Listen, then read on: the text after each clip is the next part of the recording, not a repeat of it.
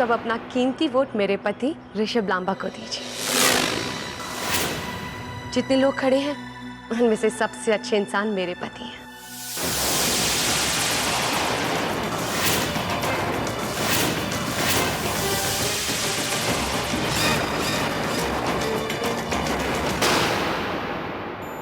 हाँ श्रीधर, राहुल बोल रहा हूँ यार।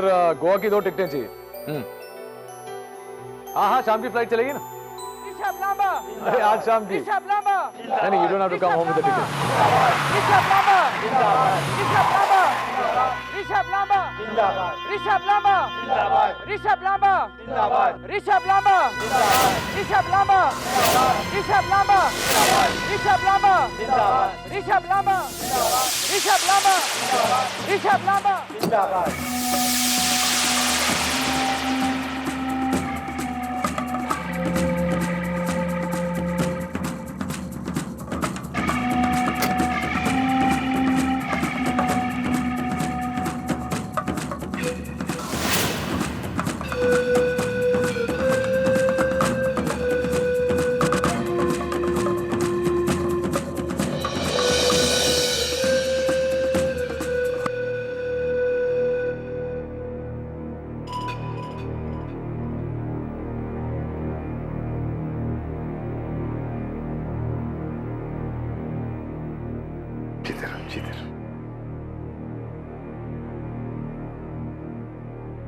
अब जब ऋषभ को बड़ी बहू का साथ मिल ही गया है तो ऋषभ लांबा की जय तो होकर ही रहेगी। कितने दिनों के बाद तुम दोनों को एक साथ देख रही हूं। मैं बयान नहीं कर सकती कि मन को कितनी ठंडक पहुंच रही है। मैं दुआ करती हूं तुम दोनों ऐसे ही बने रहो। क्या शुरुआत हुई है तुम्हारे इलेक्शन कैंपेन की? अरे विपक्ष वाले तो कैंपेनिंग से पहले ही हार गए। एक नया जोश आ गया है प्रचार में। अब तुम दोनों कोई कसर मत छोड़ना। पर अनुष्का बेटा, तुम अपना ख्याल रखना। मेरी बहू माँ बनने वाली है और ये इस इलेक्शन से कहीं ज्यादा जरूरी है। जी मम्मी जी। डैड, इलेक्शन में जो कुर्सी मुझे मिलेगी वो 5 साल के लिए मिलेगी, लेकिन बाप बनने का ओहदा जो मिलेगा वो जिंदगी भर के लिए मिलेगा। पर ऋषभ लांबा साहब, आज हवा ने जिस तरह का रुख बदला है, हमें तो लगता है कि आपको कुर्सी भी जिंदगी भर के लिए मिलने वाली है।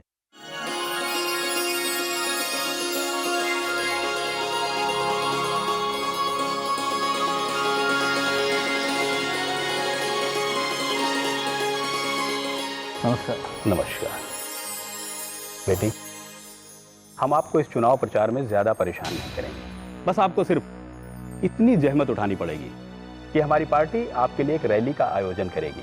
वहां शहर के लोग और प्रेस वाले आएंगे। आपको सिर्फ उस रैली में 2 शब्द कहने होंगे। कैसे 2 शब्द? कुणाल खरवंदा के चरित्र के बारे में बात करेंगे। आप उस रैली में कुणाल खरवंदा को बेनकाब करेंगी। आप दुनिया को कुणाल खरवंदा का असली चेहरा दिखाएंगी।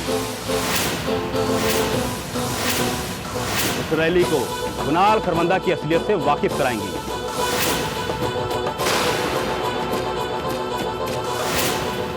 आप बताएंगी लोगों को कि कुणाल खरवंदा नाम का प्राणी दरअसल क्या बला है।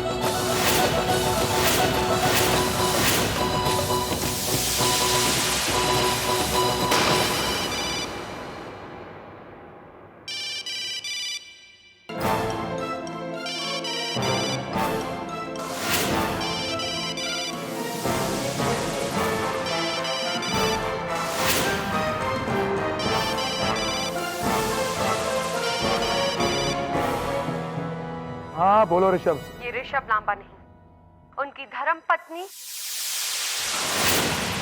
अनुष्का लांबा बोल रही है।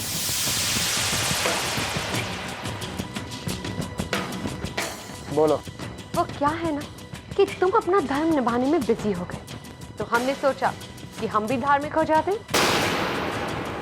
पूछो जब इस शौक के मारे घर की दहलीज पर खड़े हैं या घर के अंदर भी गए?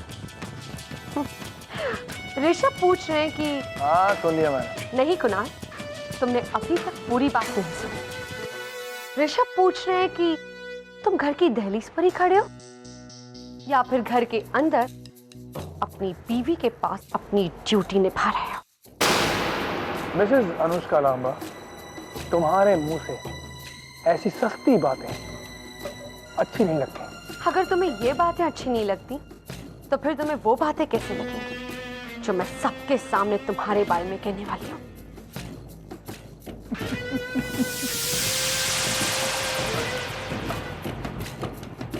ऋषभ लांबा के पार्टी वालों ने कहा है कि एक रैली में मैं तुम्हारे बारे में बोलूं, कुछ इस तरह से बोलूं कि मौका परस्त कुणाल खरबंदा का असली चेहरा पूरी दुनिया के सामने आ जाए।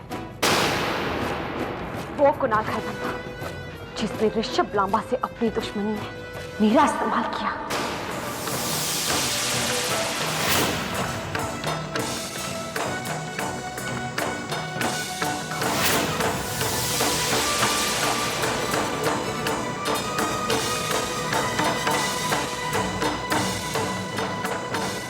हारने की आदत डाल लीजिए खरबंदा साहब। बाकी की जिंदगी में आपका मुख्य रोजगार यही होने वाला है, हारना, जिसकी शुरुआत होगी सबसे पहले तुम्हारे इलेक्शन हारने से। उसके बाद अपनी जिंदगी की एक एक चीज तुम मुझसे हारोगे। पहले अपनी नौकरी, फिर अपना सुख, अपना चैन, अपने रिश्ते, अपना घर और फिर अपना भविष्य। और ये सब कुछ तुमसे जीत लेने के बाद भी तुमने मेरी बीवी को जो बरगलाया था उसकी सजा फिर भी अधूरी रही। और इसके बाद अगर तुम बच गए तो बाकी सजा सुना दी जाएगी। हो गया भाषण।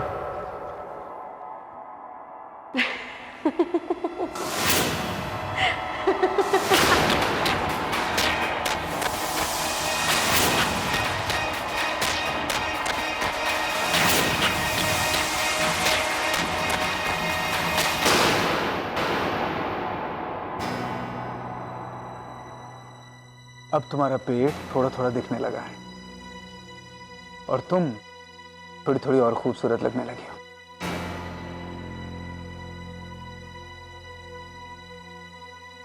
जानती हो, मैं तुमसे तुम्हारे गायनाक का नंबर लेकर अपने मोबाइल फोन में फीड कर लूंगा और फिर मैं डायरेक्टली उनसे कांटेक्ट करके अपॉइंटमेंट रख लिया करूंगा। और जानती हो, मैंने कल दिन का अपॉइंटमेंट रख लिया। हाउ स्वीट ऋषभ, तुम्हारे मुंह से ये सब बातें सुनकर कितना अच्छा लगता है। अनुष्का, तुम्हारे लिए बहुत कुछ करना है। फिलहाल तो एक खास काम करोगे ऋषभ। कुणाल खरबंदा को इस तरह से हराओ कि उसकी हार कम, बेइज्जती ज्यादा हो। मैं भी रैली में कुणाल खरबंदा के खिलाफ वो बोलूंगी कि जेठानी जी, आप क्या बोलने वाली हैं भैया के बारे में?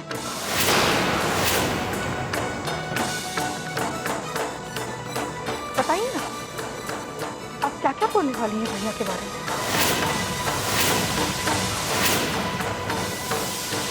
डार्लिंग, झा साहब से कहना कि रैली के फ्रंट रोज की कुर्सियों में से वीआईपी पास प्रियंका के लिए रखें। प्रियंका, उस रैली में तुम भी इनवाइट की जाओगी, वहीं सुन लेना। और उस रैली से पहले आप ये सुन लीजिए कि आपको इस गंदी राजनीति में घसीटकर मोहरा बनाया जा रहा है। कुणाल खरबंदा के खिलाफ आपका प्रियंका बेटा,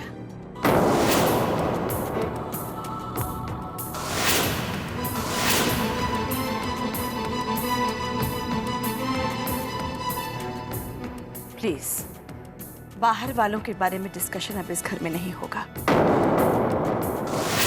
तुम्हें अपने भाई से या अपने भाई के बारे में कोई बात करनी हो तो अपने मायके में जाकर करना बेटा। कुणाल खरबंदा, ये नाम वैसे ही इस घर पर बहुत भारी रहा है।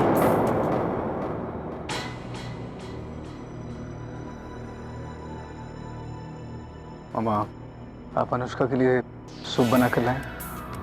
हाँ बेटा, अपने हाथों से बनाया है। अनुष्का बेटा, सूप गरम गरम है।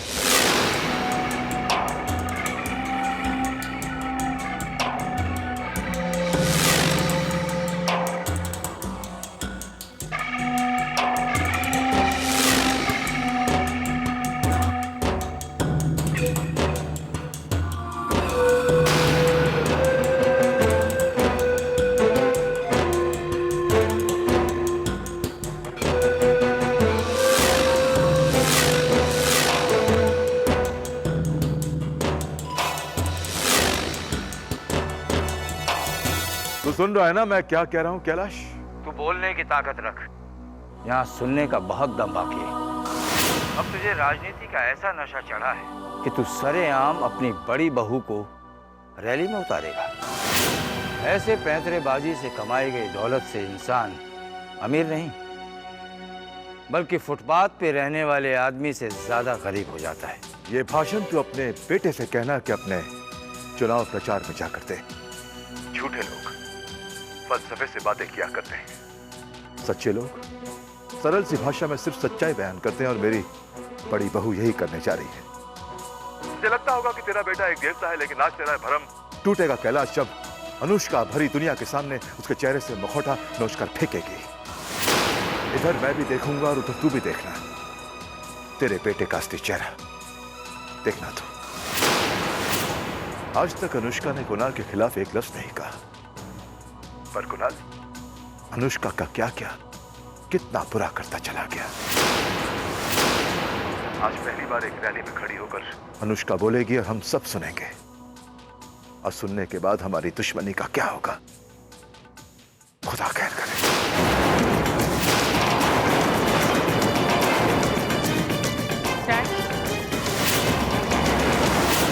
डैड, अगर पर्सनल मैटर्स की ही नुमाइश लगानी है और आपको कोई एतराज नहीं है तो एक रैली का इंतजाम आप मेरे लिए भी कर दीजिए। चुनाव में खड़े एक कैंडिडेट मिस्टर ऋषभ लांबा की कुछ सच्चाइयां मैं दुनिया पर जाहिर करना चाहती हूँ। मिस्टर ऋषभ लांबा की वो सच्चाइयां जो सिर्फ इस घर से ताल्लुक रखती थी। और यकीन जानिए, मेरे पास बहुत कुछ है दुनिया को बताने के लिए।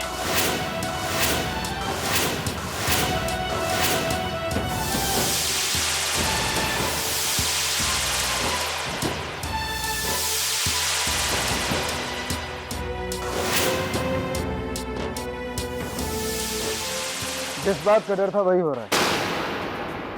क्या हुआ भैया?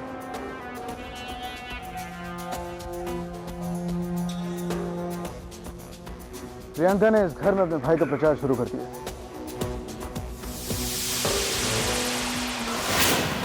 पूरे घर से झगड़ा कर रही है। पहले तुम्हारी भाभी से बहस की, फिर मां से उलझ गई। भैया इस वक्त पिया है कहाँ? नीचे डैड के साथ आर्ग्यूमेंट कर रही है। और वो करेगी तो क्या करे, अपने भाई के खिलाफ वो कुछ सुन ही नहीं सकती है। और इस घर में कुणाल के खिलाफ सिर्फ बातें ही नहीं, और भी बहुत कुछ होने वाला है। राहुल, ये सब के बीच में पिस जाएगी। आप फिक्र मत कीजिए भैया, मैं पिया को इस सब में पढ़ने ही नहीं दूंगा।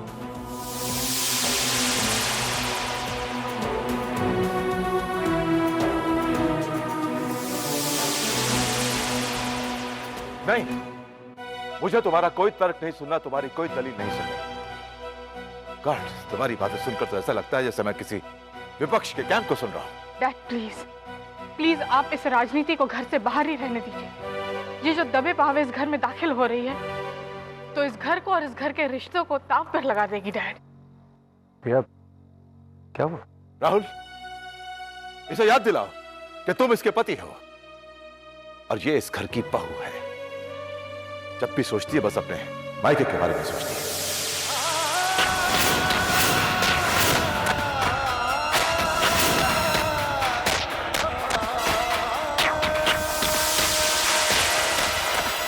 पिया चलो।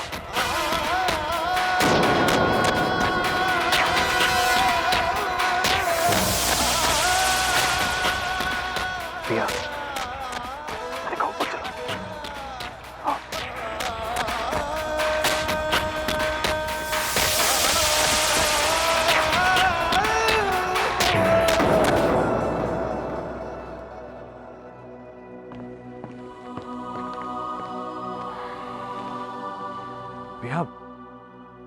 क्यों तुम बार बार अपने आप को इन मुसीबतों में, इन परेशानियों में घसीट लेती हो? राहुल, बात मुसीबतों और परेशानियों की नहीं है, बात सही और गलत की है। पिया, सबके पास अपनी अपनी नजर होती है, अपने अपने नजरिए होते हैं, और उन्हीं नजरियों के मुताबिक सही और गलत भी होते हैं। और देखा, एक बार फिर तुम फंस गई ना इस सही और गलत के चक्कर में। पर जब आपकी आंखों के सामने गलत हो रहा हो तो कोई चुप कैसे रह सकता है राहुल? वहां से हटकर, अपने आप को उस सिचुएशन से दूर करके कुछ देर के लिए अपनी नजरें घुमा लो पिया। भूल जाओ इस सबको। Look towards Goa. सारी अरेंजमेंट्स हो चुकी है, टिकट्स भी बुक हो गए।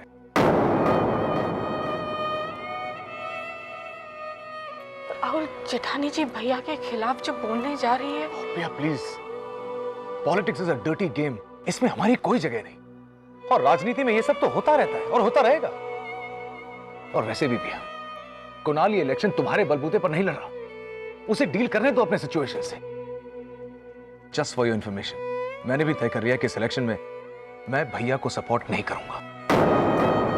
क्योंकि भैया, अगर हम किसी भी एक का साथ देंगे तो हम दूसरे के खिलाफ जा रहे होंगे। और दोनों ही घर हमारे हैं भैया, दोनों ही हमारे सगे।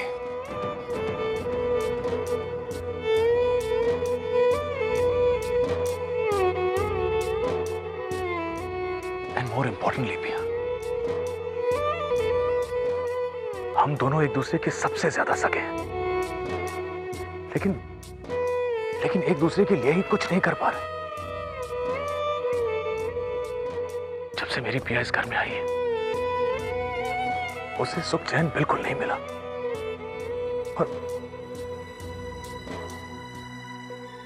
पिया, all that's gonna change now.